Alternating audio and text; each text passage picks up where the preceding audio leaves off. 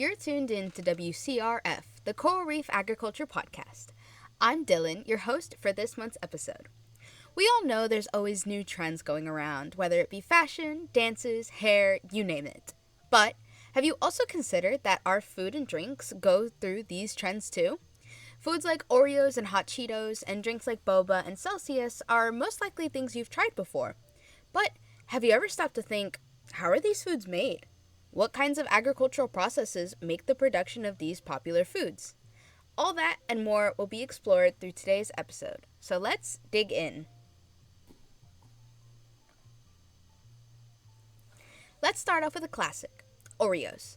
Oreos have consistently been a popular snack since its conception in 1912, so much so that it is currently ranked as the best-selling cookie in the US. But how is it made? Well, if we look at the ingredients, we'll see that Oreos are made of flour, sugar, cocoa, vegetable oil, and high fructose syrup. Each of these ingredients are harvested in their own unique ways, so let's explore them one by one, starting with flour. Flour comes from wheat, which is harvested and left to dry for about 2 weeks. After that, the dried wheat is beaten on tarp to release the dried kernels, which is then milled into flour. Then we have sugar, which comes from the plant sugarcane. It is harvested by cutting the stem at its base and chopping it into pieces that are then milled into sugar crystals. Our next ingredient on the list is cocoa, which is harvested by hand using machetes. Once they are harvested, the cocoa beans are extracted from the outer shell, which is where the chocolate magic is. So we covered our powdered ingredients, but what about our liquid ones? Well, let's start with vegetable oil. Vegetable oil is actually a mix of different oils from the seeds of vegetables, but the oil extraction process is consistent throughout most vegetables. These oils are processed by extracting the oil from the source through means of mechanical pressing, cleaning, heating, and extraction. However, our other liquid ingredient, high fructose corn syrup, is a bit more complicated to explain. The manufacturing process of HFCS starts with harvesting corn kernels, which are then soaked in order to separate the starch from the protein, fiber, and oil. This step is vital as the starch that is extracted is then gone through liquefaction and saccharification, which is when enzymes are added to the cornstarch in order to have it break down into liquid corn syrup. That liquid corn syrup, also known as glucose, is then converted to fructose through the addition of another enzyme. This fructose turns into a purified syrup and voila, we have our HFCS. Phew, that last one is pretty complex, but there you have it. A cookie as simple as an Oreo goes through all this labor and science to be made. But Oreos aren't the only deceivingly simple snack. Let's get into another popular example, hot Cheetos.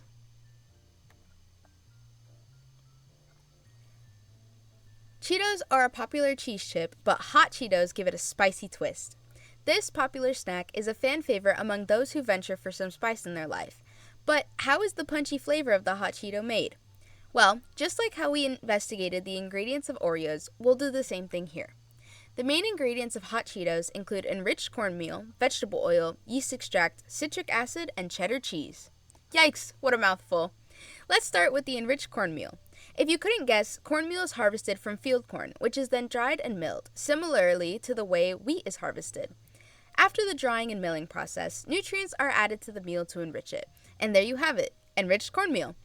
Our next ingredient is vegetable oil, but since we covered it in our Oreo segment, we can move on to our next ingredient, which is yeast extract. Unlike most of our previous ingredients, yeast is not harvested from a plant. It actually comes from a concentrated sugar source such as molasses.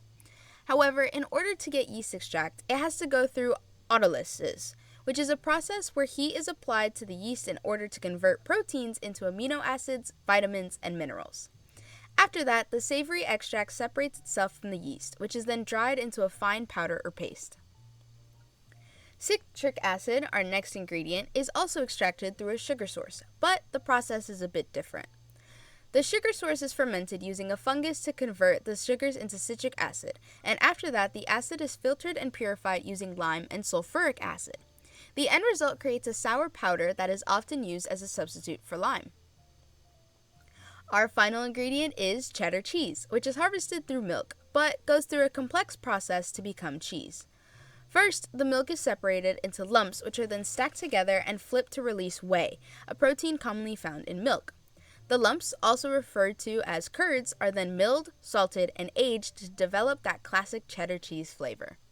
Compared to Oreos, hot Cheetos seem to have many more complex ingredients.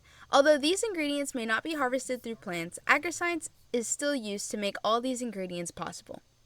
If it weren't for these complex biotechnological processes that these ingredients go through, the food industry would have to limit itself greatly in the kinds of foods we can produce and how fast we can make them. Thanks to biotechnology, food is more accessible and abundant now than ever before. Agricultural biotechnology also plays a huge role in the cultivation of tapioca pearls, more popularly known as boba. I'm sure they need no introduction. They've blown up in popularity in the West over the last decade or so. The little translucent balls of varying colors we call boba are actually made from tapioca, a starchy powder derived from the tubers of the cassava plant, which is interestingly native to South America. This is interesting because boba was historically a culturally Southeastern Asian food. During the colonial era, the cassava plant was introduced to Asia, and the pearls followed shortly thereafter. The plants are grinded into powder, which is then mixed with boiling water to create a dough, which is then shaped into small orbs. To turn these orbs into tapioca pearls, an interesting agricultural technique is utilized: gelatinization. Gelatinization is a process where intermolecular bonds of starch break down in the presence of water. This dissolves the starch granule.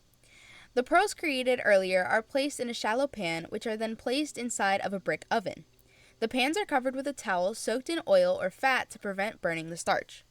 The pearls are heated over a moderate fire and are stirred continuously with large forks to prevent burning. Pretty simple.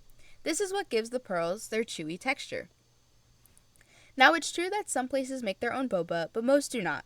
Instead, those that manufacture boba freeze them after the gelatinization process for preservation, where they then are packaged and sold to food retail establishments. Then, obviously, these delightful little orbs are plopped into a variety of different drinks and teas to add that last dash of texture and flavor. Speaking of drinks, energy drinks. They're a pretty touchy topic these days, with most people not really understanding what they truly are. A scientific lens will help us scope out what we're looking at, though. Take Celsius, a popular energy drink of our modern day. The aspect of these drinks that makes them energizing is the caffeine content inside them. For Celsius, the caffeine is derived from two ingredients: green tea extract and guarana seed extract. Starting with green tea extract, the caffeine content comes from the fact that the extract is made up of leaves from the Camellia sinensis plant, a native East Asian plant. Don't let the weird name confuse you. If you've ever drank tea before, you've more than likely ingested the leaves of this plant. Interestingly, the leaves of this plant produce caffeine to act as a natural insecticide. Something that's toxic to the insects that would like to consume these plants are an edible delight to us. The tea-making process should be pretty familiar, given how popular of a drink it is, but to those unaware, the leaves, or small packets of grinded up leaves, are set in a cup of boiling water, which is what extracts the caffeine through the pores of the leaves. This is due to the fact that caffeine is soluble in hot water. This process is done with Celsius the same way it's done with tea to achieve the same effect. But, as alluded to earlier, green tea extract is not the only source of caffeine in Celsius. Guarana seed extract also contains caffeine. Guarana is a plant native to the Amazon, no, not the corporation, the rainforest in South America. The use of its seeds, which contain copious amounts of caffeine, is very common in many soft drinks, and of course, Celsius. The seeds are extracted from the guarana fruit and are then shelled, washed, and roasted to remove moisture. They must then be grinded into dust, which, when utilizing our advanced knowledge of solvent extraction, similar to what happened with the green tea extract, ethanol water can be mixed in with the dust to extract the caffeine. Caffeine is derived from many places, not just coffee beans, and Celsius gains its caffeine content through these plants and methods. And that caffeine is how energy drinks like Celsius keep you, well, energized. These are just some of the many ways agriculture and biotechnology impact our everyday lives with trendy foods. It's not something the average person puts much thought into or appreciates, so just keep that in mind the next time you pop open a bag of Cheetos or order some boba tea. This has been the Coral Reef Agriculture Podcast, planting ideas and harvesting knowledge. I'm Dylan, your host, and I'll catch you next month with a brand new episode. Until then, kudos!